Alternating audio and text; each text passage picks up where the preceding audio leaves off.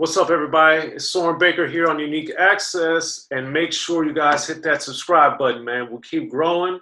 We're trying to keep growing and get bigger and bigger so we can keep giving you guys these great interviews.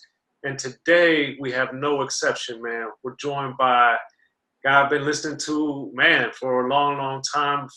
Finally glad to get him on Unique Access. It was supposed to happen before, but it's happening now and is right on time, man. Agallah Don Bishop, thank you for coming through, sir.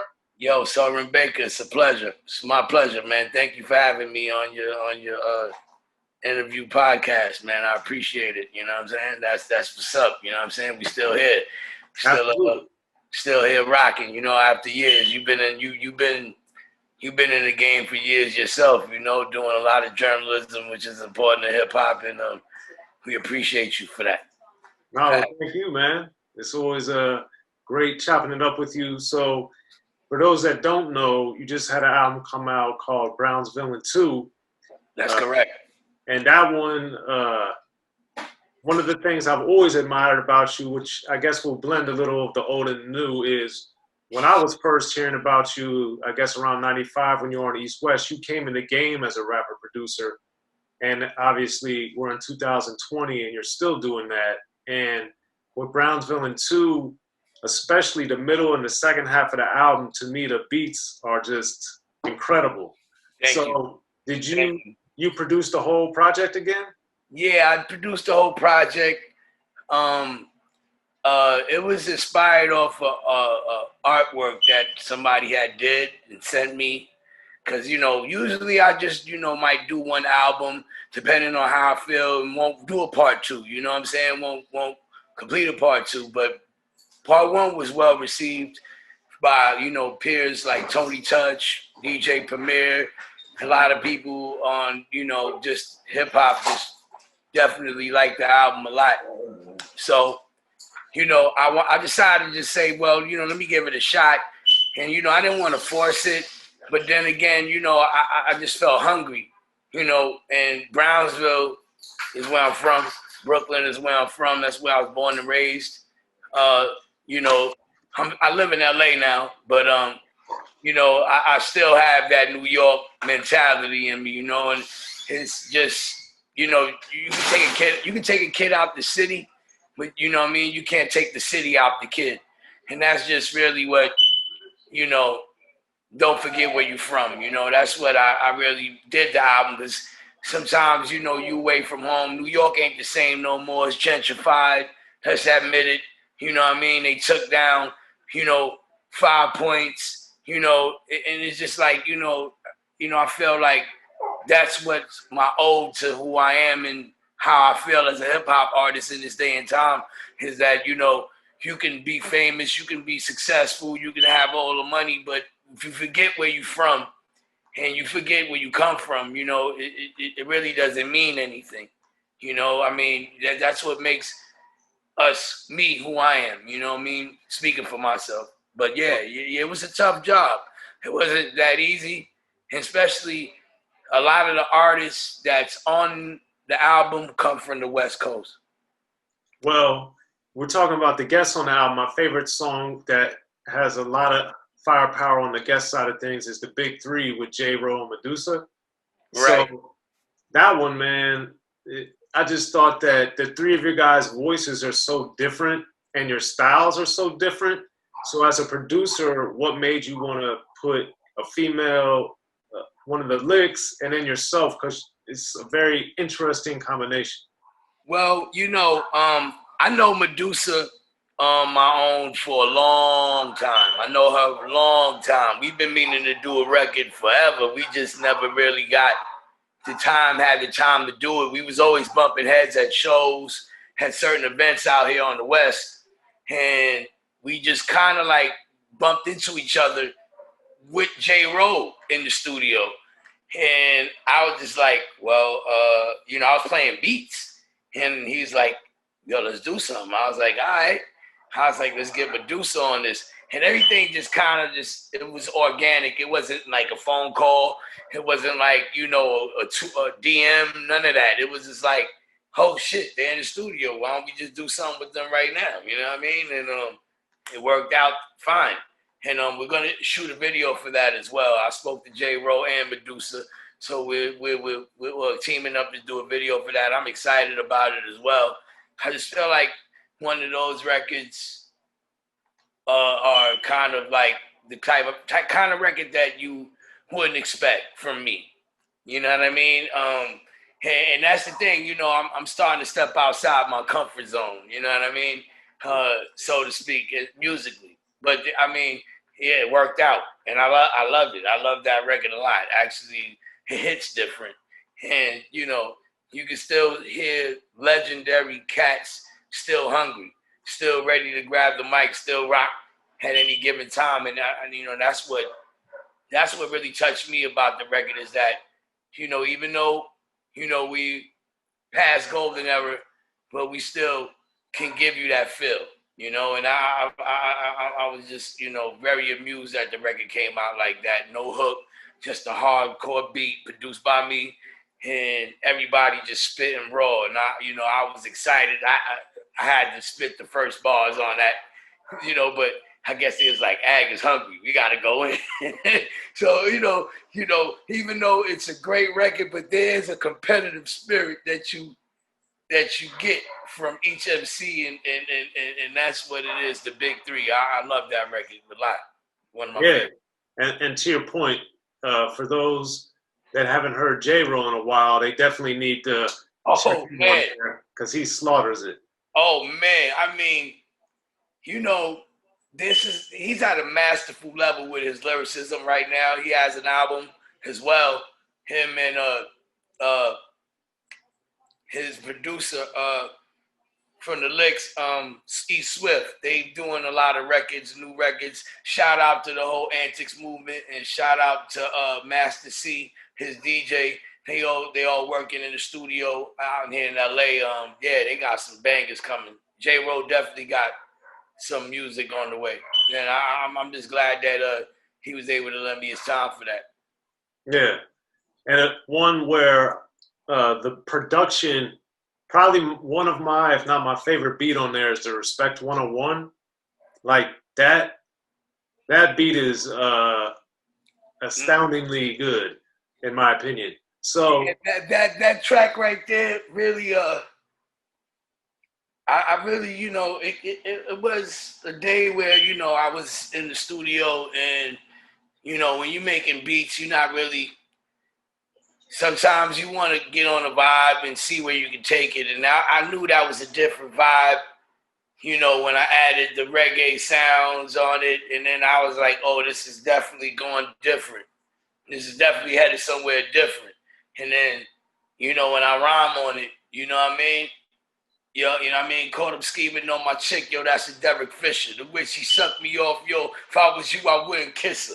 Had her screaming wild all up in the kitchen. Had a body man twisted, doing mad wild positions. So I'm just like, you know, I'm bragging, you know, on how I move really, you know what I mean, in real life, you know. But at the end of the day, that beat is definitely, it carries me. Like it carried me, because I wanted to try a little faster flow, but I was like, nah, I'm just gonna be myself. I'm just gonna have people understand they gotta respect me for who I am. You know, you can't let people force you something that you're not in this industry. I just won't allow myself to do it. I won't allow myself to put on too many costumes, so to speak. You know what I mean? You know, Spider-Man only has a couple of costumes: a black one, a red one, and another one. But yeah, me, I was good with this album. I think, you know, for the Respect 101. Shout to the Conclusion, who shot the video as well. He's a good dude. He works with Kool Keith and Kendrick Lamar and a lot of other artists out here in LA. So shout out to him, PDH Entertainment, for help making it happen. Yeah, and I think you mentioned the Derek Fisher lines, which are my favorite on the song, but I've always liked the fact that you've been able, ever since way back in the Ghetto Girl days, to weave that humor into the super hardcoreness. So for you as a writer, lyric-wise, how do you find that you're able to balance bringing some humor and some comedy into your normal super hardcore stuff? Well, you know, laughter to me is something that I feel that cures people. You know, if you can make somebody laugh while they listening to some dope hip hop shit, you know, it's like you're getting like, you know, an extra, you know, you're getting an extra level of a person's mindset where they at really in real life. I like to crack jokes. You know, I like to crack jokes with my friends. We be here sitting here snapping on each other, going hard, you know, talking about each other's mothers, whatever. You know what I'm saying? It's, well, we just, we'll take it there. And, you know, it's just to have fun. You know, out here they call it shooting. You know what I mean? They'll start shooting on you. You know, and that's just, you know, what it is when you have, you know, you gotta sometimes every day. You don't want to listen to songs that say, oh, let's fight the government. Let's do this. Let's do that. Because you already going through that shit. Why you want to hear a song telling you that, knowing that you're going through it? The song can be, you know, funny. You know, it could be funny. It could have you laughing, but then it could have you crying too. Because, you know, it's all emotional. Some people are emotional. Some people like to laugh, you know. And I pick my poison with cracking jokes in my songs. You know what I mean? And I feel like that's just who I am. I want people to know that I can take a joke, I can laugh, I can shoot, you know. And at the end of the day, you know, whether I'm dissing a rapper or well, you know, I don't like somebody, if I don't like how they move, I might snap on your chain. You know what I'm saying? I don't know. It's just, you know, I grew up around a lot of comedians. You know what I mean? People in my neighborhood, they ranked on you, and that's why it was like, oh shit, he talking about my sneakers. Oh, you know what I'm saying? Or he talking about my gear. When I come outside, then you gotta have artillery to snap back on that person. So that was always in my neighborhood. You just had to be ready to snap, ready. You know what I mean? If somebody ranked on you, you had to rank on them back. We call it ranking back in the days. Right. Now, another track that definitely got you snapping on it is the Upper Echelon. That's another one from Brownsville and 2 that I really like. And one of the parts of it that I like is the EPMD playoff of You Gots to Chill. So, granted, EPMD is held in the highest esteem, of course, as they should be. But for you, what was it about that beat in particular that made you think back to those rhymes? Well, you know, I've been a part of I've been a part of Hit Squad for a few years after they broke up with Parrish. I have records with him as well, produced on the last 2 EPMD albums, Out of Business and Back in Business, which both went platinum and double platinum. And you know, I looked up EPMD, you know, rocking the buckets, you know, where they styled themselves and how they carried themselves. I mean, the music really caught me. That first album, Unfinished Business. Strictly Business. Excuse me. The second album too. They're both incredible. Yeah, I mean, and the stories behind the records, you know, and then actually, you know, I lived with Parrish Smith for about 2-3 years, you know, producing him, his solo album, you know, and basically I learned a lot from Pete. So I'm always grateful to Eric and Parrish for, you know, what they was able to, you know, give me an opportunity to produce on their albums and get involved on that legacy. And, you know, I just feel like, you know, I carry that with me as well, you know, because they opened their gates to me. Don's Effects, shout out to them. You know, I produced on Generation Effects album as well. So it was like, you know, I feel like those are like my extended family. You know, I just spoke to Pete, you know, a few weeks ago. You know, we talking about doing some new music. So, you know, it's all love. But that song Upper Echelon, I feel like you know, no matter what nobody say about me, no matter what anybody thinks about me, my accolades speak for itself. You know what I'm saying? And you got a lot of people that will try to erase your legacy. They'll try to hate on you because their career can't measure up to where you have been or what you have done. You know, I've been, I'm sure you know what I'm talking about, like today's society and, the genre of hip hop that we have now. I mean, it is what it is. I just know that I ain't gonna allow nobody to erase my history, erase my importance as a producer and as an artist to what I've created and how I've built that, whether I'm rich or not.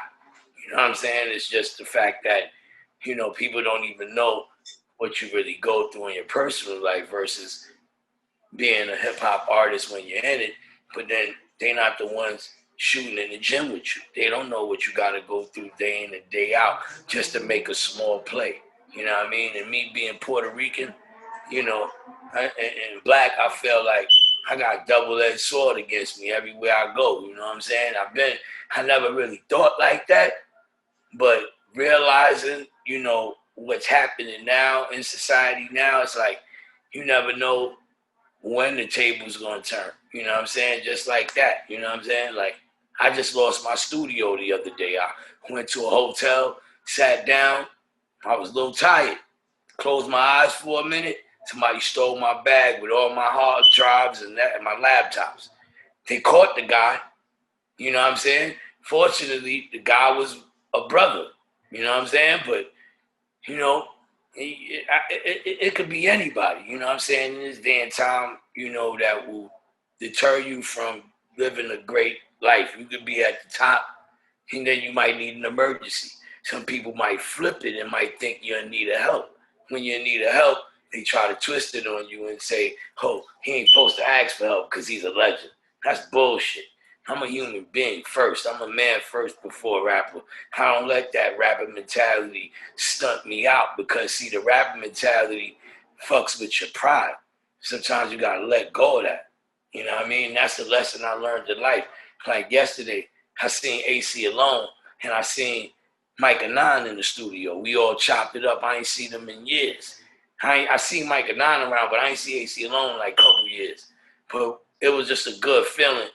When you grow older, sometimes you dismind the bullshit because when you're young, you so hungry and you trying to get to the top and you undermine the legends that's out here, and I just feel like I've been through a lot of that in my whole career, but I'm finally here.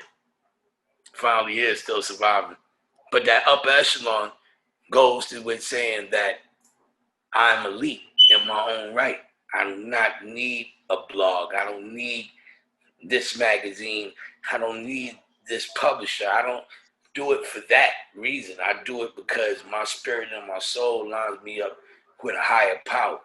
And that's why I'm up spiritually. You know what I mean?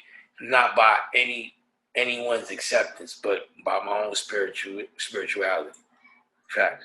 Be sure to check out the History of Gangsta Rap by Soren Baker. He's official. History of Gangsta Rap features exclusive interviews with Ice-T, Snoop Dogg, MC Ren, the D.O.C, and dozens of others. The History of Gangsta Rap, a definitive look at how Los Angeles changed rap forever. In Los Angeles, the streets definitely set the tone of the hip-hop music. At 19, I got a $50,000 car. My whole angle always was, I'll be street, but I will always tell you the horrors that go along with this life. There will be penalties and casualties for just wearing the wrong color in somebody's neighborhood. And once gangster rap made it from the streets to the TV, the genre exploded. With Fab 5 on Yo MTV Back with NWA. Yo MTV, it just catapulted us from being local heroes to national gangbang rappers. The History of Gangsta Rap discusses it all from 1980 up till today. It's always gonna be shit happening in the streets. You know what I mean? So it's always gonna be something to talk about. The History of Gangsta Rap in stores now.